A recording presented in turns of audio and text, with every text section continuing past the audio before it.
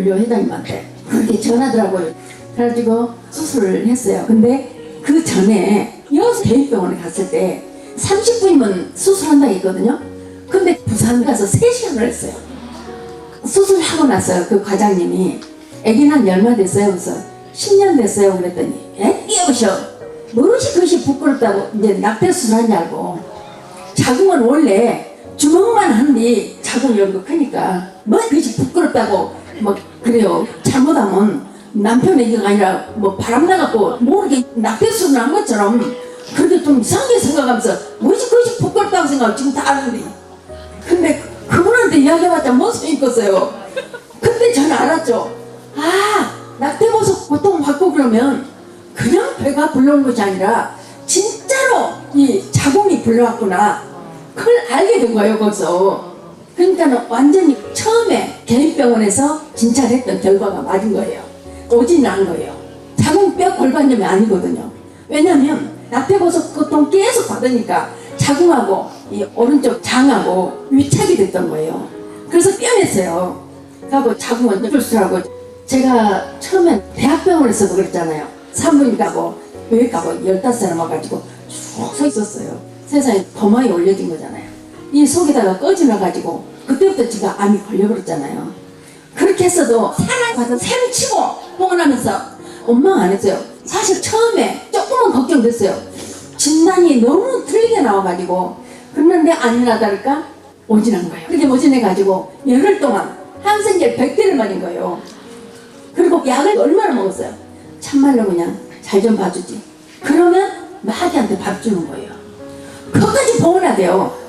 제 이야기는 여러분들 각자에게 이런 일들이 많이 있을 것이라고요. 그렇죠? 그래서 이 모든 것도 잘못된 것도 빨리빨리 아름답게 오대영성으로 봉헌해야 됩니다.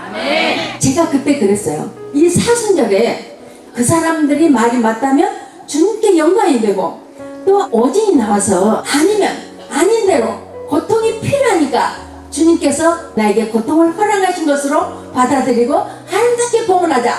이 모든 것은 맞아도 틀려도 사랑받아 셈치고 주님께 영광입니다. 그렇게 바쳤습니다. 우리 일상생활의 모든 것을 그렇게 바치자고요. 언제 예수님과 성령에게 맡겨드리고.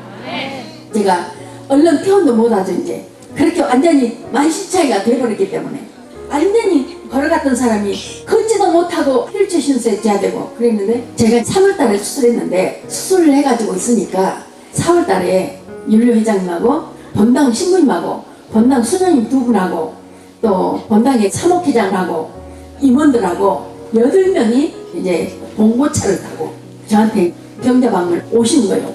근데 광주에서 건널목에 신호등 켜져가지고 기다리고 있었대요. 차 막 타면서부터 목주기도 5단 하고 가기로 했대요.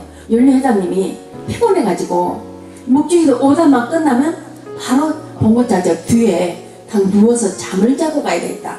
우리 윤료 회장님 잠이 좀 많아요. 근데 목주기도 5단이 끝났는데 자꾸 옆에서 이야기를 하더래요. 그래서 잠잘난데 뭔 이야기를 하신가? 그게 아니죠. 이야기 하시면 그 이야기를 기쁘게 들어줘야 되는 거예요. 그래서 짜증나게 듣지 말고 오늘 모든 것을 아름답게 봉헌해야 되니까 오늘 영상은 아름답게 봉헌한 것이잖아요.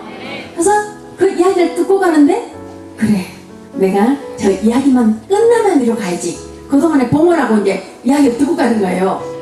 그러다가 이제 신호등 걸려서 서 있는 거예요.